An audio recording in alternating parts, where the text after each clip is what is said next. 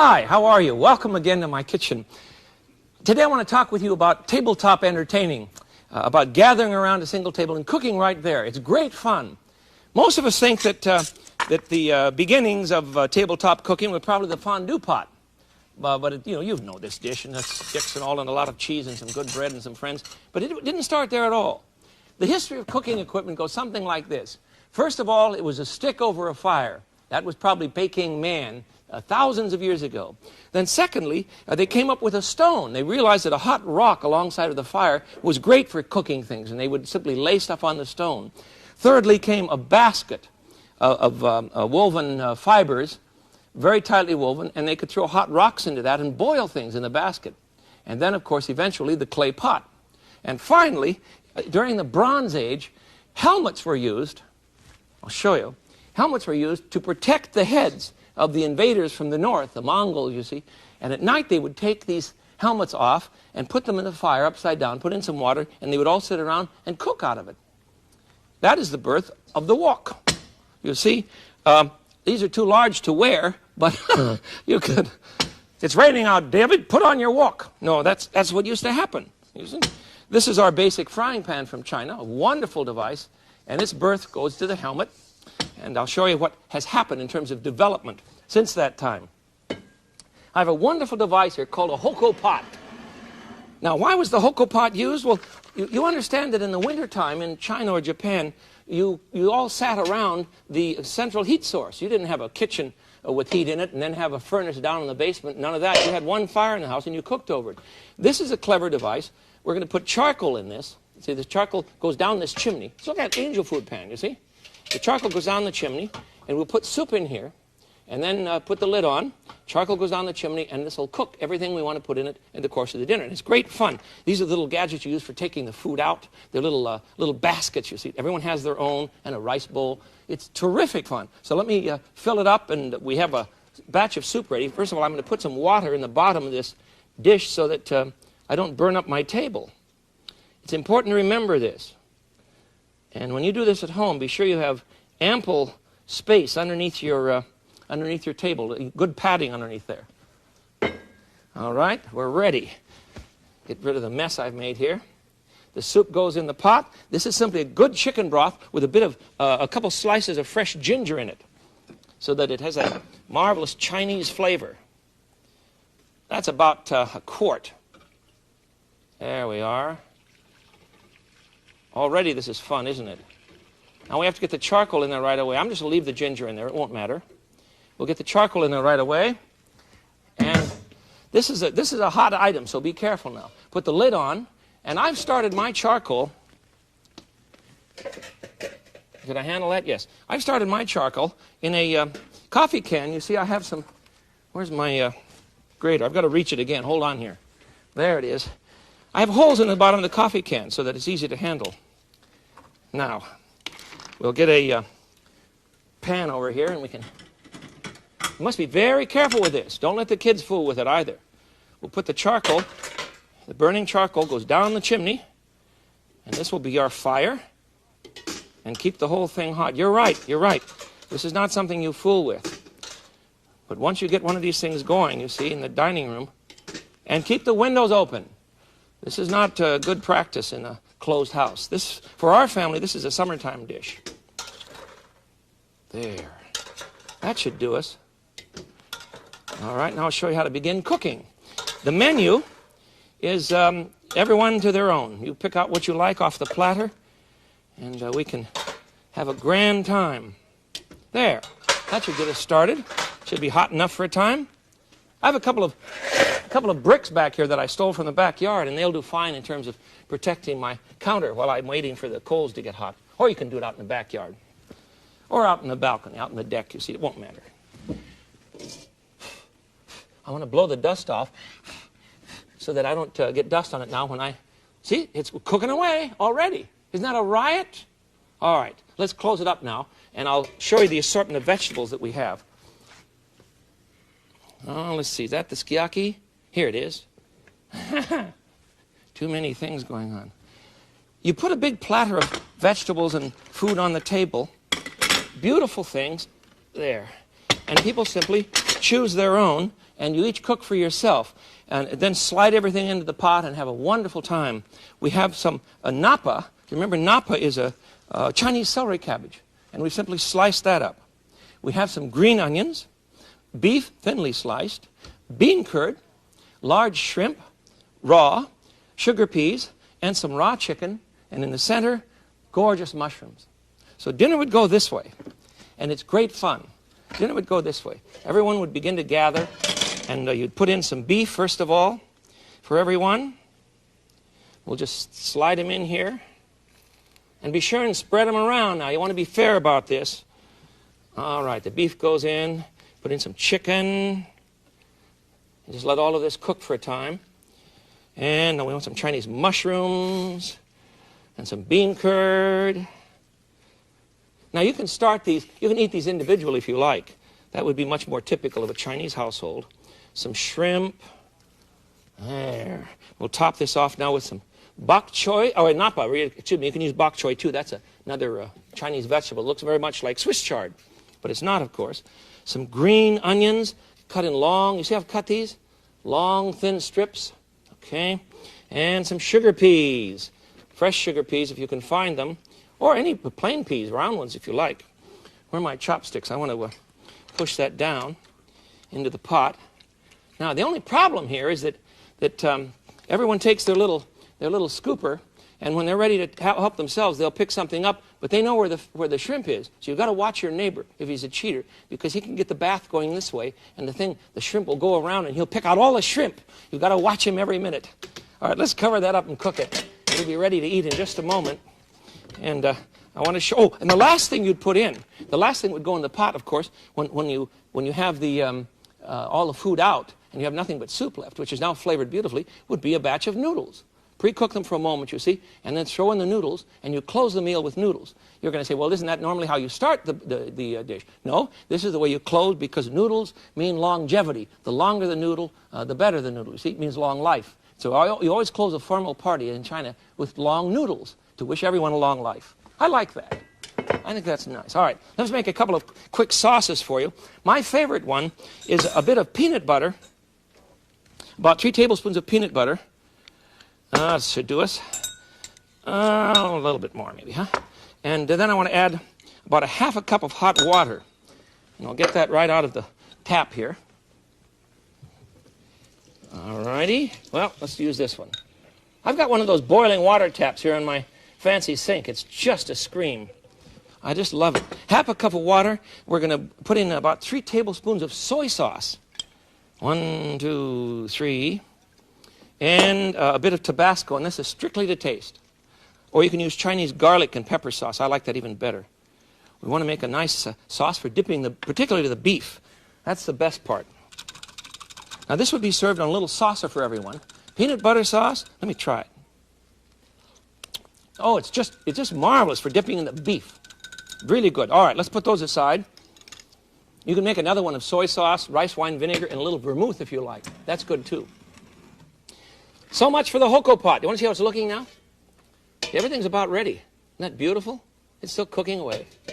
When you want to put out the fire, you simply take a Chinese teacup, fill it with water, and set it on top. That will block off the airflow from the bottom through the chimney, and the fire will go out. It's quite safe if you are safe, if you're careful. Let's get it out of the way here. All right. Now, the second thing that is so very common in the Orient is a Japanese sukiyaki. And the only difference between these two dishes is that sukiyaki is made in a frying pan with a sauce, and the dish we've just had is made as a soup, but the ingredients are basically the same. I have a tabletop cooker from Japan. Look at this. It has a tank in it, a little butane tank. In the old days, you used a charcoal burner for these, and you put a frying pan on top of the charcoal burner. But now you use a tank, and connect the tank, and turn it on. Look at that. Whoops. Come on, stay on, you rascal. It's a marvelous device. Well, this was not going to work, I guess. Let me see if I've got the tank in place. There, that's the problem. Okay. Now let's try again. There we are. Nothing like having a new toy to play with, and then it winds out. You know, you lose the key, and you can't wind up the little toy. We'll put our frying pan on the burner, and in the meantime, I'll begin to get some beef out, and I'll show you what we can do here. Here are all of our ingredients.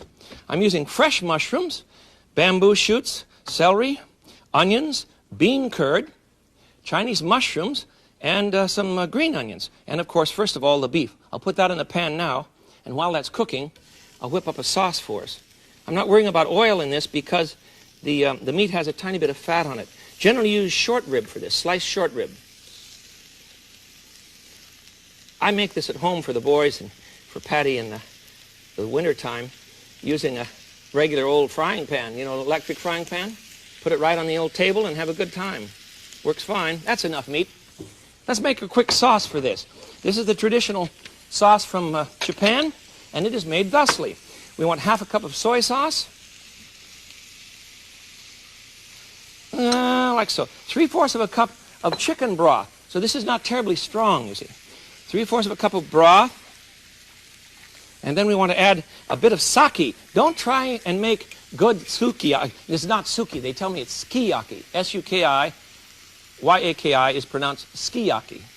So we want about 3 tablespoons of sake, rice wine, not vinegar, but rice wine. And that does the job. Now, a little bit of sugar. Oh, if you like it a little sweet, couple tablespoons. It's looking good, looking good. And stir that up. Now we're ready to put a bit of the sauce on the meat. You see, the meat is just about done now, ready to turn. But it needs a little bit of sauce. You do all of this at the table with your friends gathered around. Remember these dishes were invented because there was no central heating. Now we'll put that off to one side and begin heaping in some other vegetables. Can you see me through all of this? Are you out there? Oh, I love it. Some onions. Put some bean curd in. Put them in little piles in one corner, you see. There you are. And then some bamboo shoots in the center here. Some mushrooms on this side. There we go. And let's see, what have I missed? Oh, some celery. A little bit of celery. There we are. The presentation is destroyed when you start filling up the pot, but it must look very nice when you begin. Mushrooms off to this side and some green onions kind of over the top. And let this cook for a bit. And you stir it around now and then, you see. And everyone helps themselves from the pot. And you usually, and this is the interesting part, you usually have an egg in a bowl with your chopsticks. You crack a raw egg into the bowl, whip up the egg, and everything is dished from the pot, the bowl, you see. Here we go. There. It comes right out of the pot, into the egg, and into your mouth. It's a marvelous dish. Just absolutely delicious. I really enjoy it.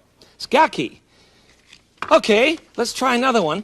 And again, this is from the Far East. They're really into this sort of thing. If I move this a bit, I think we'll be all right. Sure.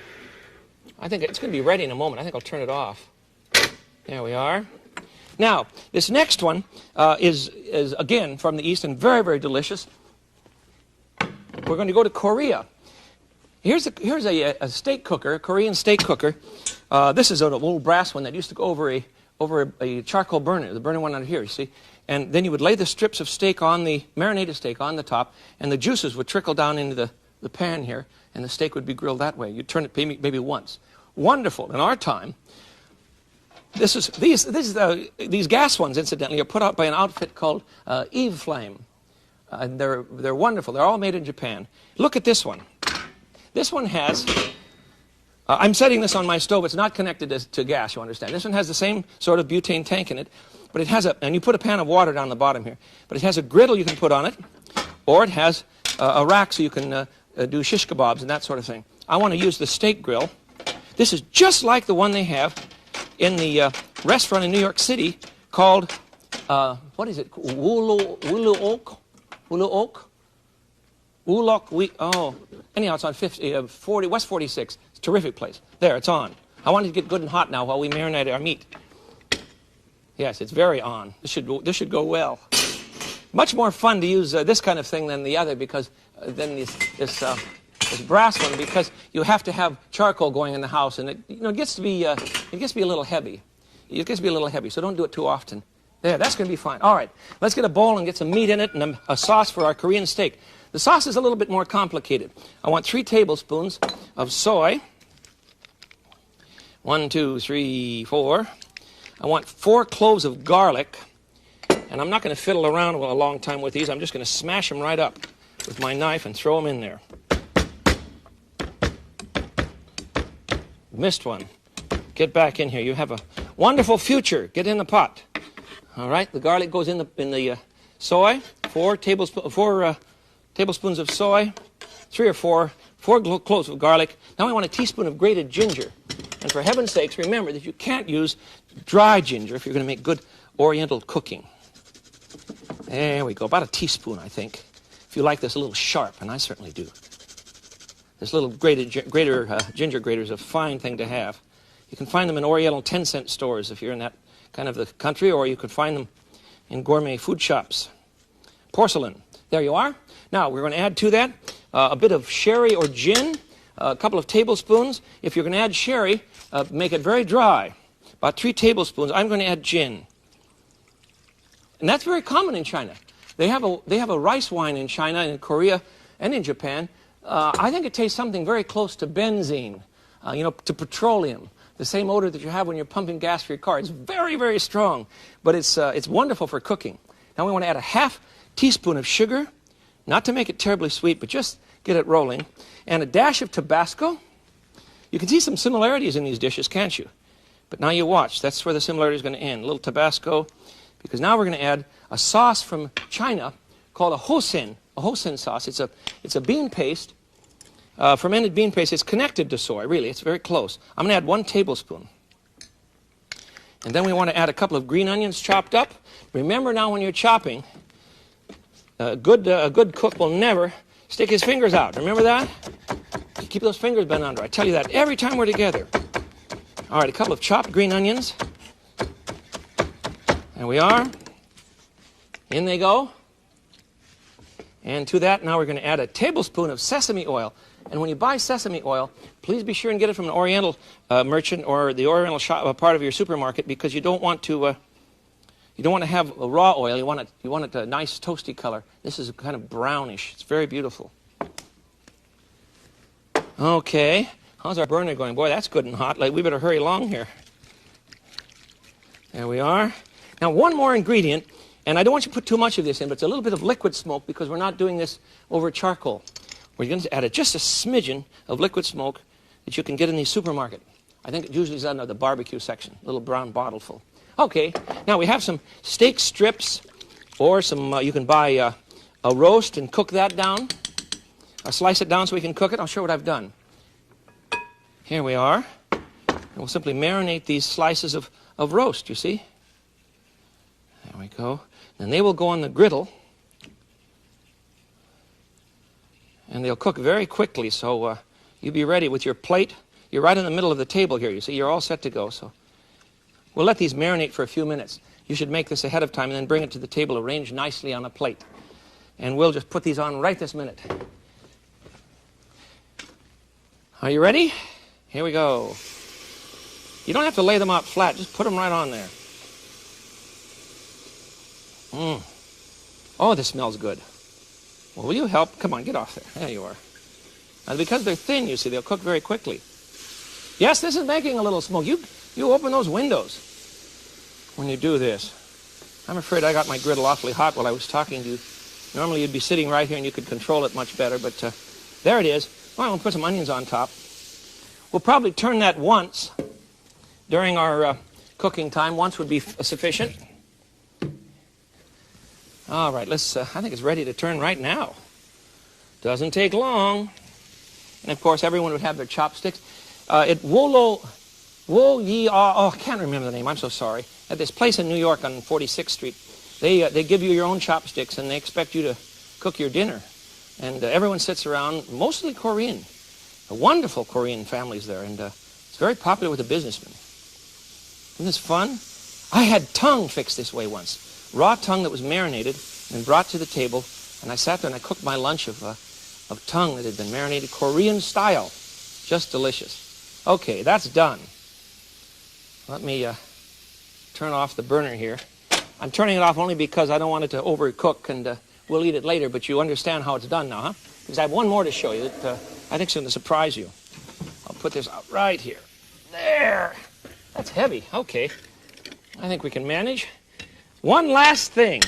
I want to I want to make an egg-filled onion. So what I'm going to do is to cut a very thick onion ring. There we are. See, prepare your onion rings like this. There. We'll make 3 of these. Okay, 3 will be enough on this one. Just to show you what I'm trying to get into. And we need some eggs. Here's everything right here. We need a couple of fresh eggs and some herbs, and we're going to make an herbed egg filling. Now the question is how you're going to keep it inside the onion ring. Well, I'll show you in a second. These are fresh brown eggs, by the way, that came to us from a friend, a little gal by the name of Michelle. Michelle's about 5 or 6, and she stopped by with a basket full of fresh tomatoes and wonderful things for me the other day, so we're cooking with all of them today. Did you see that piece of eggshell go in there? Shame on you. Not the eggshell, on you for watching so closely. Well, we'll see who gets it. Shame on me, too. I know, but I don't have time to fiddle with it. Oh, I think I've got it. Pooey. I give up. All right, we're going to put a little bit of chopped green onion in there. And we'll put some fresh fresh herbs. I have some fresh oregano. And you can also use some chives. If you don't have any fresh herbs in your garden this time of year, don't worry about it. You can use some dried ones. The point is we want to have fun with this dish. You can put in any kind of herbs you like. And a bit of salt and pepper, of course. My pepper's over here, and so is the salt. Okay, pinch of salt, just very little, and some pepper. There we go. Now then, I want some rings, some red pepper rings to fry as well. Fry on what? What are you talking about? Well, the oldest cooking device that we know of, other than the stick, you remember the second thing, was a rock. And believe it or not, we now have rocks on the market. It's literally a stone. I think they're made in Italy. Let me show you one. First of all, you need a rack. This thing comes with a rack. It's great fun for the table. You simply set it in the middle of the table. Then you go to your oven, and you've had your rock sitting in the oven for about, I need another pot holder. I don't see one. Here it is. For about an hour before dinner. And the rock is very hot, and you can cook on it for 45 minutes. You heat it for an hour, and then you cook on it for 45 minutes. So you're not wasting energy. I know it sounds like that when you put it in a hot oven, but you're not.